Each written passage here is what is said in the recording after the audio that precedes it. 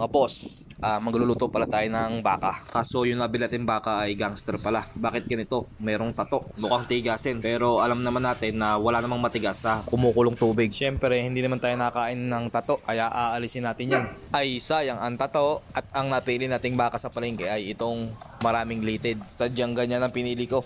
Yan kasi yung tinatawag na kasarapan. Hihiwain ko na yung mga sangkap na ilalagay natin sa pagpapalambot ng ating baka. Isang buong onion leeks, isang pirasong sibuyas. Uunahin na pala natin ilagay itong ating sibuyas at leeks sa ilalim ng ating kaserola. Lalagyan lang natin ng 2 pirasong laurel at saka buong paminta. At pwede na nga natin ilagay yung ating baka. Lalagyan na rin natin ito ng kaunting asin at saka ng tubig. Kaunti lang muna. Mamaya na lang dadagdagan kung sakaling kakapusin. Isasalang ko na. At kapag kumukulo na yung ating baka, mapapansin nyo na may lumulutang na parang libag siya. Inaalis yan. Itatapon natin yan. Kapag ka naalis na, syempre, diretso lang ang kulo. At igagayak na nga natin yung ating sangkap sa pagigisa. 2 pirasong bawang lang yan. At saka sibuyas na puti. Yung isa naman ay yung tangkay ng ating mix. Sa palagay ko naman ay okay na yan. Maliliit lang yung hiwa natin kaya mabilis lang lumambot yan. Kulang-kulang 1 oras ko rin pinakuluan yan. Hindi na tayo gagamit ng mantika dito. Sa halip ay ang gagamitin natin ay butter. Uunahin natin ilagay yung ating bawang. Papupulahin lang natin yan para maganda-ganda yung aroma niya. Kapag kaganyan na itsura ng ating bawang, pwede na ilagay ang ating sibuyas na puti. Kapag kaganyan na itsura ng ating bawang at sibuyas, pwede na ilagay yung ating baka. Isusunod ko na rin tong cream of mushroom. Isang lata lang yung ilalagay natin dyan. Hahaluin lang natin yan pakalat at saka natin lalagyan ng paminta. Marami-rami. Ang masarap kasi sa ganito ay medyo may anghang sa paminta. Lalagyan na rin natin ng bechin, kaunting-kaunti lang.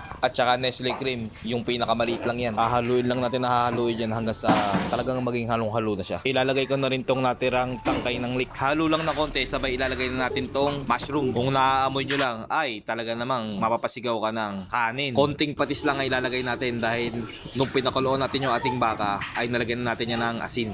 Kumapit sa kanya kanina yung lasa ng asin kaya kaunti na lang nilagay natin na patis. Kaunting haluan na lang yan at maluluto na yan. Luto na ang ating creamy beef mushroom. Like and share naman kung kayo nasiyahan.